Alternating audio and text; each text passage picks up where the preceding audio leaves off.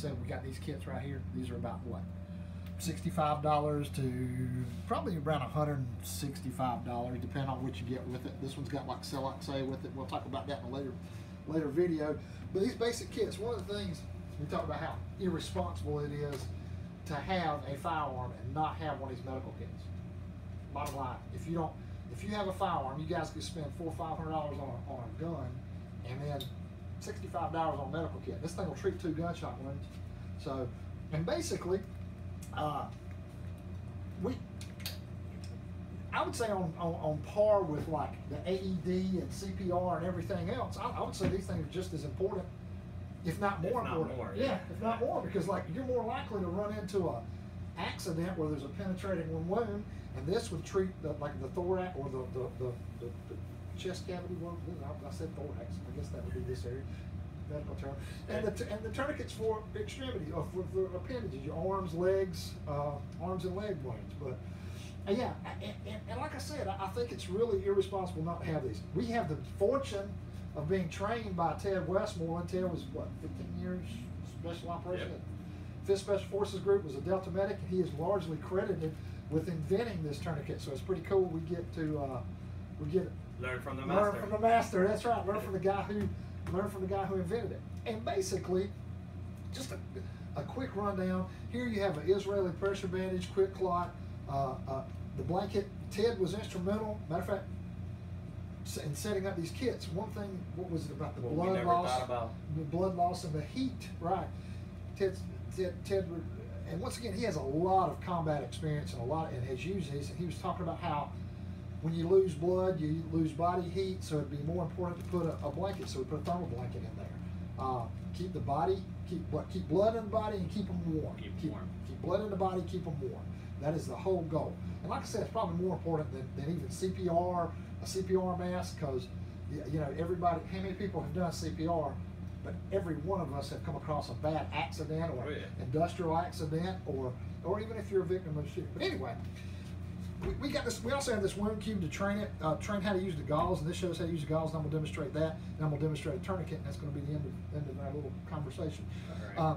Basically, Ted trained us when you're using QuikClot, a clotting gauze. It's a gauze with a hemostatic agent in it, and this wound cube simulates a, I think it was a medium caliber wound, a small bore wound, and then I think this is a big bore wound, and a knife cut. So we're able to practice with it. So I'm going to do the big bore because this is easier. You don't want wand stuff in your wound because him and Carlos compete on how much they can get into it. So if you're not going to die though. No, you're not going to die, but you're going to have 80 feet of gauze stuffed in the wound. So basically, you alternate back and forth with putting the stuff in the gauze in. Is all it is. I would imagine this would be quite uncomfortable, but like you just said, while it's uncomfortable, it's better than the alternative. It's better than the alternative, right? You're not going to die. So basically, with the clot, if this was QuikClot, you stuff it in the wound just like this, and pack it. I'm not going to go all the way with it. I just want to get it to the point where we can see it. And here you can see it's stuffed into the wound. It fills it up, and like we just said, you're not gonna die. This guy's gonna make it now. So you get that. Then we get a pressure bandage, right? Well, if I can get it open, I might have to go with the old standby. So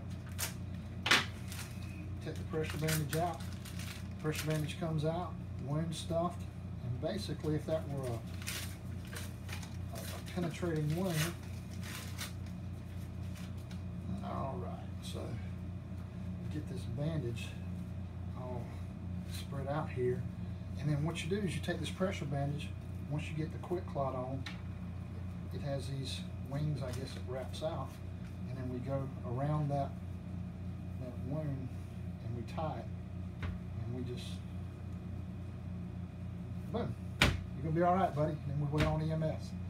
Now, this is very important because most people, what is it, 3 minutes? Exsanguinate, they bleed out in 3 minutes. Even here, if you're near a hospital, 3 minutes. You've got 3 minutes to get this done. It goes by quick. It goes by quick, right. What is a minute? I think you said about a minute. If you have a severe bleed, minute and a half, you're passing out. Yeah. So you really have a minute and a half to get this done if you're self-treating. And if you're treating someone else, in 3 minutes, they're dead. So that's the value. It's just the value of these. And with the tourniquets, this is my kit, my new kit. With the tourniquet, even if we had something, bang, we just had a one. I prefer the Sam tourniquet. Let's say Juan gets one in the upper extremity, right? Even this is just taking my time, taking my ever sweet time. Woo! And lost it again. He just wants me to die. No, he's gonna live. We're gonna get you, buddy.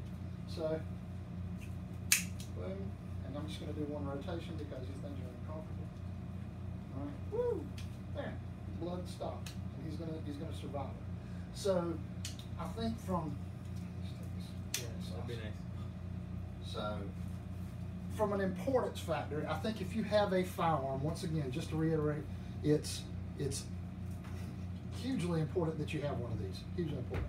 We've got them in these kits. We sell them kits. We sell AR-15 ballistic bag combos. But these kits range anywhere from $65 on up to about $160 here. If you don't get it from us, get it from somewhere, and stay safe, shoot fast.